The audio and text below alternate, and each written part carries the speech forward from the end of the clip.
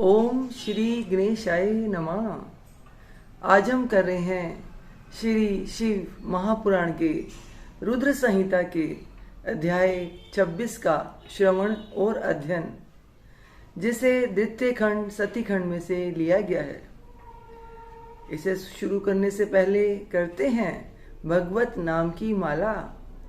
श्रीमन नारायण नारायण हरि हरि, भजमन नारायण नारायण हरि हरि। तेरी लीला सबसे न्यारी न्यारी हरि हरि। ओम नमः शिवाय, शिवजी सदा सहाय। ओम नमः शिवाय, शिवजी सदा सहाय। ओम नमः शिवाय, शिवजी सदा सहाय।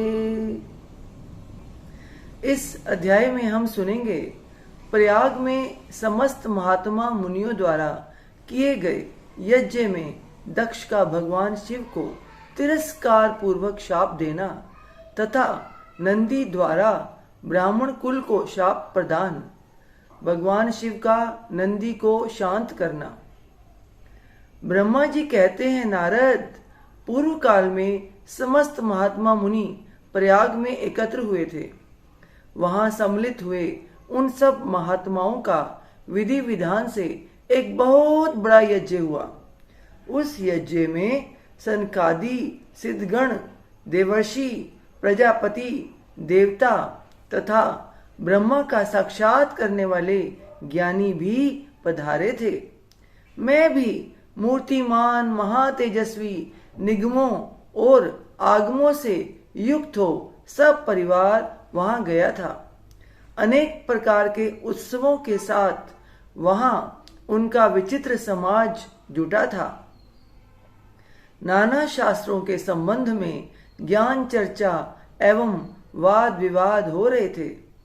मुने उसी अवसर पर सती तथा पार्षदों के साथ त्रिलोक हितकारी सृष्टिकर्ता एवं सबके स्वामी भगवान रुद्र भी वहां आ पहुंचे। भगवान शिव को आया देख संपूर्ण देवताओं, सिद्धों तथा मुनियों और मैंने भी भक्ति भाव से उन्हें प्रणाम किया और उनकी स्तुति की। फिर शिव की आज्ञा पाकर सब लोग प्रसन्नता पूर्वक यथास्थान बैठ गए।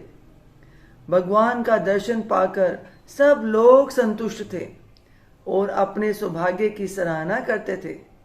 इसी बीच में प्रजापतियों के भी पति प्रभु दक्ष, जो बड़े तेजस्वी थे, अकस्मात घूमते हुए प्रसन्नता पूर्वक वहां आए। वे मुझे प्रणाम करके मेरी आज्ञा ले वहां बैठे। दक्ष उन दिनों समस्त ब्रह्मांड के अधिपति बनाए गए थे, अतएव सबके द्वारा सम्मानीय थे। परंतु अपने इस गौरवपूर्ण पद को लेकर उनके मन में बड़ा अहंकार था, क्योंकि वे तत्व ज्ञान से शून्य थे। उस समय समस्त देवर्षियों ने नतमस्तक हो स्तुति कर और प्रणाम के द्वारा दोनों हाथ जोड़कर उत्तम तेजस्वी दक्ष का आदर सत्कार किया। परंतु जो नाना प्रकार के लीला विहार करने वाले सबके स्वामी और उत्कृष्ट लीलाकारी स्वतंत्र परमेश्वर हैं, उन महेश्वर ने उस समय दक्ष को मस्तक नहीं झुकाया। वे अपने आसन पर बैठे ही रह गए, खड़े होकर दक्ष का स्वागत नहीं किया। महादेव जी को वहां मस्तक झुकाते ना देख मेरे पुत्र प्रजापति दक्ष मन ही मन अप्रसन्न हो गए। उन्हें रुद्र पर सहसा क्रोध हो आया। वे ज्ञान शून्य तथा महान अहंकारी होने के कारण महाप्रभु रुद्र को क्रूर दृष्टि से देखकर सबको सुनाते हुए उच्च स्वर से कहने लगे। दक्ष ने कहा, ये सब देवता, असुर, शेष ब्राह्मण तथा ऋषि मुझे विशेष रूप से मस्तक झुकाते हैं, परंतु वह जो प्रेतों और पिशाचों से घिरा हुआ महामनस्वी बनकर बैठा है, वह दुष्ट मनुष्य के समान क्यों मुझे प्रणाम नहीं करता। शमशान में निवास करने वाला यह निर्लज्ज जो मुझे इस समय प्रणाम नहीं करता, इसका क्या कारण है? इसके वे दुष्ट कर्म लुप्त हो गए हैं। यह भूतों और पिशाचों से सेवित हो मतवाला बना फिरता है और शास्त्रीय विधि की अवहेलना करके नीति मार्ग को सदा कलंकित किया करता है। इसके साथ रहने वाले या इसका अनुसरण करने वाले लोग पाखंडी, दुष्ट, पापाचारी तथा ब्राह्मण को देखकर उदंडता पूर्वक उसकी निंदा करने वाले होते हैं। यह स्वयं ही स्त्री में आसक्त रहने वाला तथा रति कर्म में ही दक्ष है। अतः मैं इसे शाप देने को उद्धत हुआ हूं। यह रुद्र चारों वर्णों से पृथक और कुरूप है। इसे यज्ञ से बहिष्कृत कर दिया जाए। यह शमशान में निवास करने वाला तथा उत्तम कुल और जन्म से हीन है, इसलिए देवताओं के साथ यह यज्ञ में भाग ना पाए। ये सब दक्ष की वाणी है, इसलिए मैं कान पकड़कर क्षमा मांगती हूं। मेरे द्वारा कोई वर्ड, कोई शब्द गलत हो गया हो तो मुझे माफी दीजिएगा।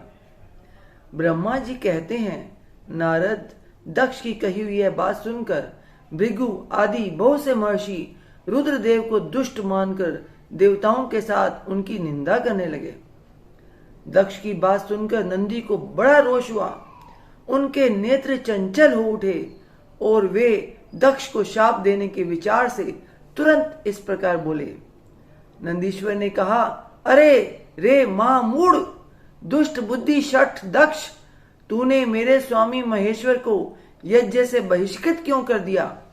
जिनके स्मरण मात्र से यज्ञ सफल और तीर्थ पवित्र हो जाते हैं, उन्हीं महादेव जी को तूने शाप कैसे दे दिया?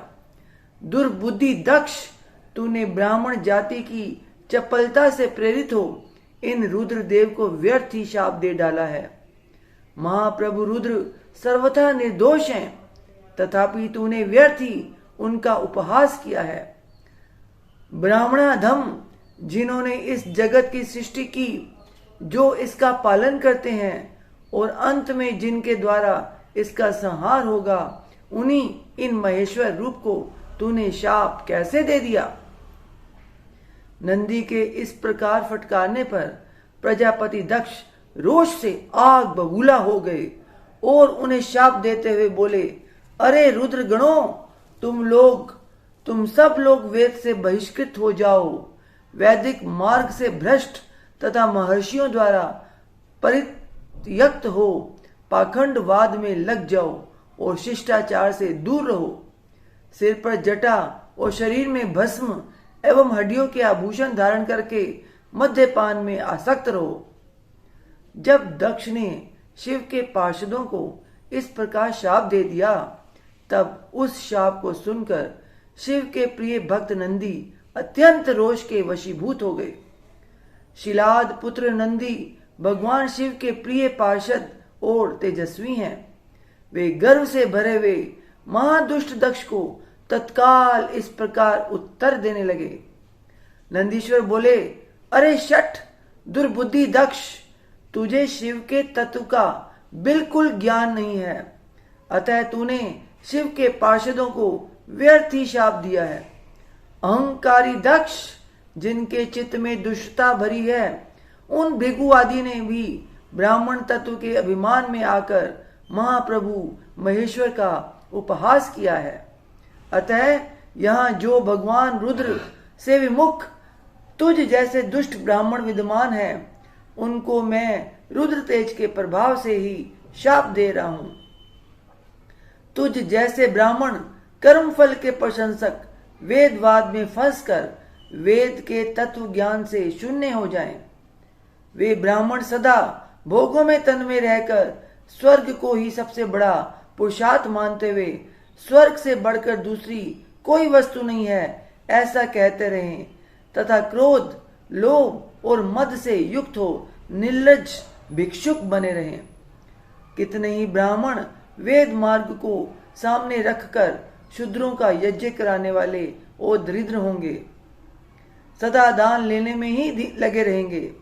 दूषित दान ग्रहण करने के कारण वे सब के सब नरकगामी होंगे। दक्ष, उनमें से कुछ ब्राह्मण तो ब्रह्म राक्षस भी होंगे। जो परमेश्वर शिव को सामान्य देवता समझकर उनसे द्रोह करता है, वह दुष्ट बुद्धि वाला प्रजापति दक्ष तत्व ज्ञान से विमुख हो जाए।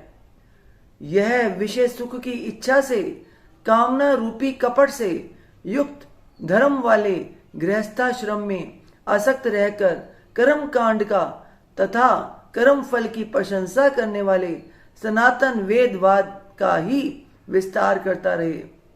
इसका आनंददायी मुख नष्ट हो जाए। यह आत्मज्ञान को भूलकर पशु के समान हो जाए तथा यह दक्ष कर्म भ्रष्ट हो शीघ्र ही बकरे के मुख से युक्त हो जाए। इस प्रकार कुपित हुए नंदी ने जब ब्राह्मणों को और दक्ष ने महादेव जी को शाप दिया, तब वहां महान हाहाकार मच गया। नारद, मैं वेदों का प्रतिपादक होने के कारण शिव तत्व को जानता हूं, इसलिए दक्ष का वह शाप सुनकर मैंने बारंबार उसकी तथा भृगु आदि ब्राह्मणों की भी निंदा की। सदाशिव महादेव जी भी नंदी की वह बात सुनकर हंसते हुए से मधुर वाणी में बोले। वे नंदी को समझाने लगे। सदाशिव ने कहा, नंदिन, मेरी बात सुनो। तुम तो परम ज्ञानी हो, तुम्हें क्रोध नहीं करना चाहिए। तुमने भ्रम से यह समझकर कि मुझे शाप दिया गया, व्यर्थ ही ब्राह्मण कुल को शाप दे डाला। वास्तव में मुझे किसी का शाप छू ही नहीं सकता, अतः तुम्हें उत्तेजित नहीं होना चाहिए। वेद मंत्राक्षरमय और सूक्तमय है। उसके प्रत्येक सूक्त में समस्त देहधारियों के आत्मा परमात्मा प्रतिष्ठित हैं। अतः उन मंत्रों के ज्ञाता नित्य आत्मवेता हैं। इसलिए तुम रोषवश उन्हें शाप ना दो। किसी की बुद्धि कितनी ही दूषित क्यों ना हो, वह कभी वेदों को शाप नहीं दे सकता। इस समय मुझे शाप नहीं मिला है, इस बात को तुम्हें ठीक ठाक समझना चाहिए। महामते, तुम सनकादि सिद्धों को भी तत्व ज्ञान का उपदेश देने वाले हो, अतः शांत हो जाओ।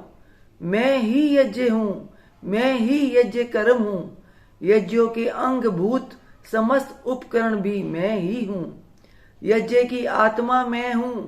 यज्ञ परायण यजमान भी मैं हूं और यज्ञ से बहिष्कृत भी मैं ही हूं।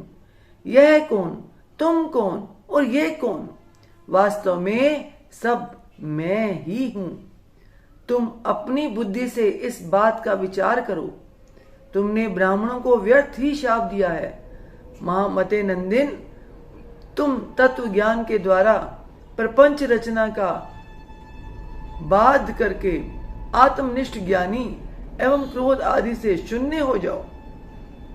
ब्रह्मा जी कहते हैं, नारद, भगवान शंभु के इस प्रकार समझाने पर नंदीकेश्वर विवेक प्राण हो क्रोध रहित एवं शांत हो गए। भगवान शिव भी अपने प्राण प्रिय पार्षद नंदी को शीघ्र ही तत्व का बोध कराकर प्रमथ गणों के साथ वहां से प्रसन्नता पूर्वक अपने स्थान को चल लिए। इधर रोषावेश से युक्त दक्ष भी ब्राह्मणों से घिरे हुए अपने स्थान को लौट गए, परंतु उनका चित्त शिवद्रोह में ही तत्पर था। उस समय रुद्र को शाप दिए जाने की घटना का स्मरण करके दक्ष सदा महान रोष से भरे रहते थे। उनकी बुद्धि पर मूढ़ता छा गई थी।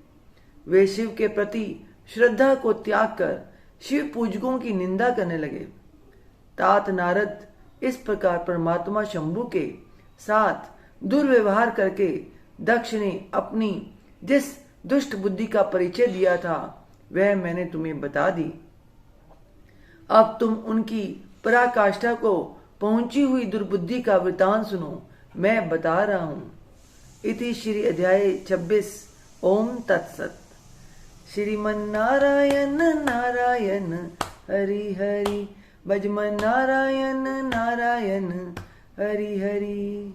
तेरी लीला सबसे न्यारी, न्यारी हरि हरि। ओम नमः शिवाय, शिव जी सदा सहाय। ओम नमः शिवाय, शिव जी सदा सहाय। ओम नमः शिवाय, शिव जी सदा सहाय। ओम नमः शिवाय, शिव जी सदा सहाय। हे ईश्वर, आपकी बच्चे से आपकी पूजा अर्चना करने में, आपकी कथा उच्चारण करने में कोई गलती हो गई हो, किसी शब्द का उच्चारण गलत हो गया हो, तो अपनी बच्ची समझकर क्षमा कीजिएगा। अपना आशीर्वाद भरा हाथ, अपनी कृपा दृष्टि हमेशा हम सब पे बनाए रखिए। बोल सांचे दरबार की जय। जयकारा शेरा वाली दा। बोल सांचे दरबार की जय। जयकारे वाले नु मिठिया मुरादा। बोल सांचे दरबार की जय। जय माता दी, जय माता दी, जय माता दी।